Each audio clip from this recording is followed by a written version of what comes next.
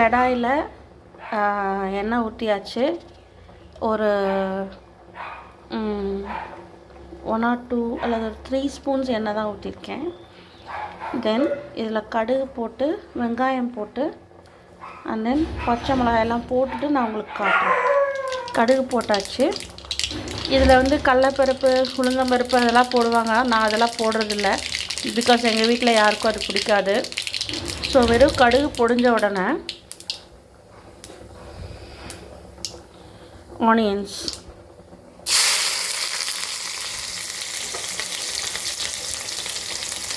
Onion போட்டாச்சு. பச்சை மிளகா போடணும், பட் எங்கள் வீட்டில் இப்போ பச்சை மிளகா நான் வாங்கிட்டு வந்து வைக்கல. ஸோ அதனால் நான் வர மிளகா போட போகிறேன். இதுக்கு வந்து நம்ம மிளகாத்தூள் போடக்கூடாது, ஏன்னா இது உப்புமா, இந்த ரெசிபி பேர் உப்புமா. ஸோ அதனால் நான் வந்து அதில் வர மிளகா போட போகிறேன். வெயிட். ஸோ இப்போது ஆனியன் வந்து ப்ரௌன் ஆயிடுச்சு. என்ன இந்த கலரில் இருக்குதுன்னு பார்க்குறீங்களா? ஆனியன் லைட்டாக ப்ரௌன் ஆயிடுச்சு. ஸோ அதனால் அந்த கலர் வந்து இந்த மாதிரி ப்ரௌன் கலர் ஆயிடுச்சு. ஸோ நான் வந்து வாட்டர் வந்து இப்போ ஒரு சொம்பு விட்டுருக்கேன்.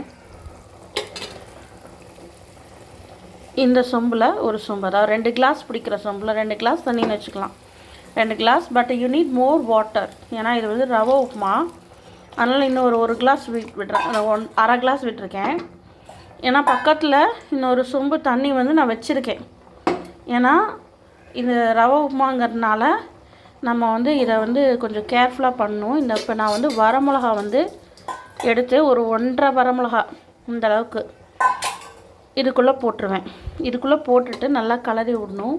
ஏன்னா இந்த வரமிளகா இதுக்குள்ளே மிக்ஸ் ஆகி கொதி வரும்போது இந்த காரம் வந்து உள்ளே இறங்கும்.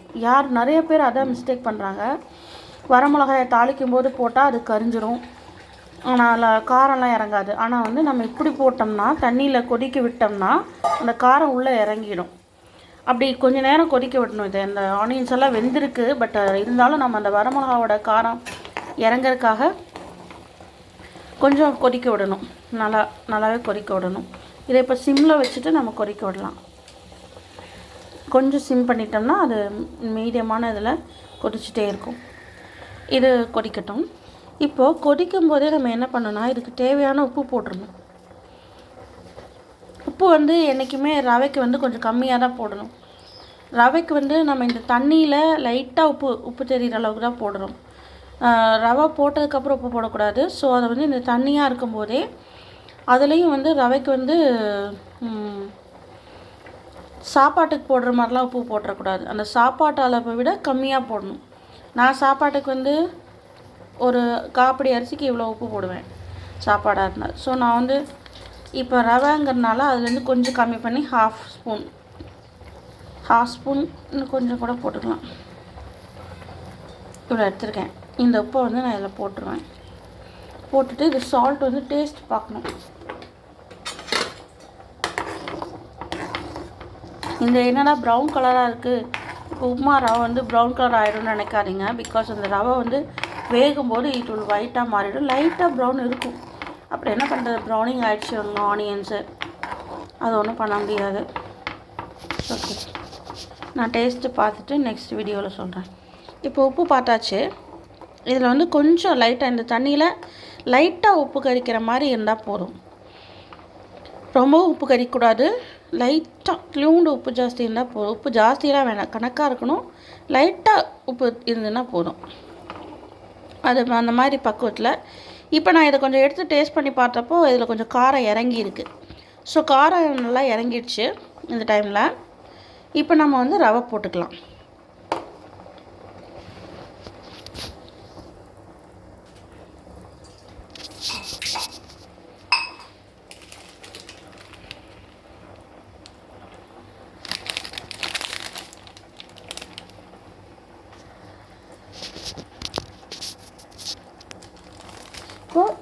அப்படி இந்த ரவை வந்து இப்படி போட கிளறிட்டே இருக்கணும்.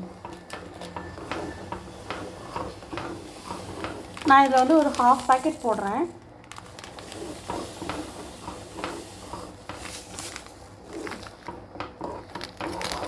பாக்கெட்டில் 3/4 பாக்கெட் போட்டேன். ஸோ அப்போ நம்ம அதுக்கு தகுந்த மாதிரி வாட்டர் அட்ஜஸ்ட் பண்ணணும், உப்பு அட்ஜஸ்ட் பண்ணணும். உப்பு வந்து அட்ஜஸ்ட் பண்ண தேவையில்லை இதுக்கு மேலே. ஸோ வாட்டர் மட்டும் இப்போ பாருங்கள், இப்படி கிளறும்போது இது வந்து பெருசாகும். அந்த ரவை வந்து நல்லா பெருசாகி இன்னும் தண்ணி ஃபுல்லாக அப்சர்வ் பண்ணிடும். இப்போ பாருங்கள், முதலேருந்து தண்ணி இல்லை. அப்போ நம்ம கொஞ்சம் உத்து பார்த்தோம்னா இப்போ வந்து இது நிறையவே தண்ணி இருக்குது. ரவையும் அதுக்கு தகுந்த அளவுக்கு இருக்குது. வேகட்டும். இங்கே ஹையில் வச்சோம்னா சீக்கிரம் வேகும். இப்போது இது வந்து தண்ணி கெட்டியாகாமல் இருக்கணும். அந்தளவுக்கு தண்ணி நிறையா தான் ஊற்றணும். நிறையா ஊற்றிடக்கூடாது, அப்புறம் ரவையே ஆகாது, குழஞ்சி போயிடும். ஸோ இப்போ வந்து இது வேகுது. வெந்து வரும்போது பார்த்திங்கன்னா சின்ன சின்ன ஒயிட் மாலிகுல்ஸ் தெரியும், ஒயிட் ரவை தெரியும், பச்சையாகவே இருக்கிற மாதிரி. அந்த மாதிரி தெரியலன்னா நீங்கள் தண்ணி வந்து நல்லா கரெக்டாக தான் ஊற்றிருக்கீங்கன்னு அர்த்தம். இப்படி எடுக்கும்போது அந்த ஒயிட் ரவை தெரியும், அது வந்து இன்னும் கொஞ்சம் தண்ணி ஊற்றணும்னு அர்த்தம். இப்போ கொஞ்சம் அதை வேகறதுக்கு விடணும். அது சீக்கிரமாக ஆகிடும். இது வந்து வீடியோ லென்த்தியாக போகாது, ஏன்னா சீக்கிரம் ஆகிடும். இந்த ரவை பாருங்கள், இதில் ஒயிட்டாக வரல, பிகாஸ் எல்லா ரவையும் தண்ணி கொஞ்சம் ஜாஸ்தியாகவே விட்டுருக்கேன். இப்போ இந்த தண்ணி வற்றணும். இந்த ரவை வெந்து சீக்கிரம் ஆகிடும். பாருங்கள், இப்போவே பாருங்கள், அந்த டைட் கன்சிஸ்டன்சிக்கு இன்னும் வரல. தண்ணி கொஞ்சம் ஜாஸ்தியாக வச்சா என்னன்னு. ரொம்ப கணக்காக தண்ணி வைக்கணும்னு நினைக்காதீங்க, ஏன்னா ரொம்ப கணக்காக வச்சிங்கன்னா ரவையே வேகாது. ஸோ அந்த கொஞ்சம் ஜாஸ்தி வச்சா தான் அது ரவை கொஞ்சம் குழஞ்சி, எனக்குமே அந்த உப்புமா வந்து கொஞ்சம் குழஞ்சி இருந்தால் தான் சாப்பிட முடியும். சரி, இப்படி இருக்கும். நம்ம எவ்வளோ தண்ணி ஊற்றின மாதிரி இருந்துச்சு, இப்போ பாருங்கள் ஒரு மாதிரி கஞ்சி பதத்துக்கு வந்துடுச்சு. இதில் இப்போ வந்து இந்த ஸ்டேஜில் நான் வந்து கொஞ்சம் கருவேப்பிலை, வாசனைக்கு தான் கருவேப்பிலையெல்லாம் ஆட் பண்ணுறோம். நெக்ஸ்ட்டு கொத்தமல்லி, இது ஃபார் கார்னிஷிங், நமக்கு பார்க்குறக்கு ஒரு கலர் எடுத்து கொடுக்கும். கொத்தமல்லி அண்ட் கருவேப்பிலை இது ரெண்டும் போட்டாச்சு. இப்போ இதை விடாமல் இப்படி கலரிட்டே தான் இருக்கணும். விட்டோம்னா கட்டி தட்டிக்கும். ஓகே, கொஞ்சம் தண்ணி கொஞ்சம் ஜாஸ்தியாக, பட் அது வந்து நமக்கு செட் ஆகிக்கும். குழையில ரவை என்றைக்கும் குழையாது. நம்ம நினச்சிக்கிறோம் குழையுதுன்னு, அது குழையிறது இல்லை, அது நல்லா வெந்துடுது. ஸோ அது பார்க்க அப்படி இருக்குது. இந்த ஸ்டேஜில் கூட ஆஃப் பண்ணிடலாம். இந்த கொத்தமல்லியெல்லாம் அப்படி பச்சையாகவே இருந்தால் கூட நல்லா தான் இருக்கும் சாப்பிட. நான் சொன்னது அந்த ஆனியன் ப்ரௌனிங் ஆச்சுன்னு பாருங்கள், லைட் ப்ரௌன் கலர் வந்திருக்கு. பட் ஸ்டில் அது ஒயிட்டாக தான் இருக்குது. ரவை நல்லா வெந்துருச்சு. ஸோ இந்த குழியாக என்றைக்குமே இந்த குழியாக பபிள்ஸ் வரும்போது நம்ம ஆஃப் பண்ணிடலாம். இப்போ இது கொஞ்சம் இன்னும் கொஞ்சம் லிட்டில் விட்டோம்னா சுருண்டு வரும். சைட்லலாம் இப்படி பண்ணும்போது ஒரு ஷைனிங் பதம், அதாவது பார்த்திங்கன்னா மேலே க்ளாஸியாக ஒரு லுக் வருதா, ரவை பார்க்குறதுக்கு ஒரு மாதிரி ஷைனிங்காக தெரியுதா. இப்போ மேலே இந்த இடத்துல பார்த்திங்கன்னா ஷைனிங்காக இருக்கும். அது வந்து ஆயில் பிரிஞ்சு வந்துட்டுருக்குன்னு அர்த்தம். இதுக்கு மேலே நீங்கள் ரொம்பலாம் விடக்கூடாது. ஓகே, இப்போ வந்து இப்படி பண்ணும்போது அடியில் அந்த கடாயோட பேஸ் வந்து அப்படியே கொஞ்சம் தெரியும். இப்படி பண்ணும்போது பாருங்கள், இப்படி பண்ணும்போது லைட்டாக தெரியும். இந்த மாதிரி தெரியறது வந்து சுருண்டு வர பதம்.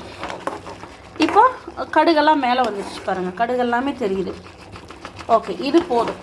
இப்போ நம்ம ஆஃப் பண்ணிடலாம். ஆஃப் பண்ணிவிட்டு இதை ஆற விட்டுட்டு சாப்பிட்டோம்னா இந்த உப்புமாவில் காரம் இருக்கும். நீங்கள் சாப்பிட்ட உப்புமாவில் காரம் இருக்காது, உப்பு இருக்கும். பட் உப்புமானா உப்பு இருக்கும், ஆனால் வந்து இதில் வந்து உப்பும் கணக்காக இருக்கும். நீங்கள் வந்து காரம் வந்து கொஞ்சம் ஆற விடணும். ஆறணும்னா கெட்டியாகிடும். அதுக்கப்புறம் அதை சாப்பிட்டிங்கன்னா நிச்சயமாக இதில் காரம் இருக்கும். ஸோ இந்த மாதிரி தான் நான் வந்து உப்புமா செஞ்சேன், காரசாரமான உப்புமா. இப்போது இந்த உப்புமா கூட நம்ம வேணும்னா கொஞ்சம் வெஜிடபிள்ஸும் தண்ணி கொதிக்கும் போதே அந்த வெஜிடபிள்ஸை சேர்த்திக்கலாம். இது ஒரு டிப்ஸு. நீங்கள் வெஜிடபிள்ஸ் சேர்த்துனீங்கன்னா இது வந்து கிச்சடி ஆகிடும். அவ்வளோதான். இந்த உப்புமாவில் வேறு எந்த இதுவும் இல்லை. நான் ஏன் உப்புமாவை எவ்வளோ ஸ்ட்ரெஸ் பண்ணி சொல்கிறேன்னா, உப்புமா சாப்பிட பிடிக்காதவங்க இந்த மாதிரி காரமாக செஞ்சு கொடுத்தீங்கன்னா அவங்க கூட சாப்பிடுவாங்க. பிகாஸ் அந்த காரம் இல்லாதனால தான் உப்புமா வந்து சப்பேன்னு இருக்கும். அதனால் நீங்கள் வந்து காரம் ஆட் பண்ணிக்கிறதுக்கு இந்த வழி. காரம் ஆட் பண்ணி நீங்கள் செஞ்சு கொடுத்தீங்கன்னா விரும்பி சாப்பிடுவாங்க. வாழ்க வையகம், வாழ்க வளமுடன். Happy Christmas.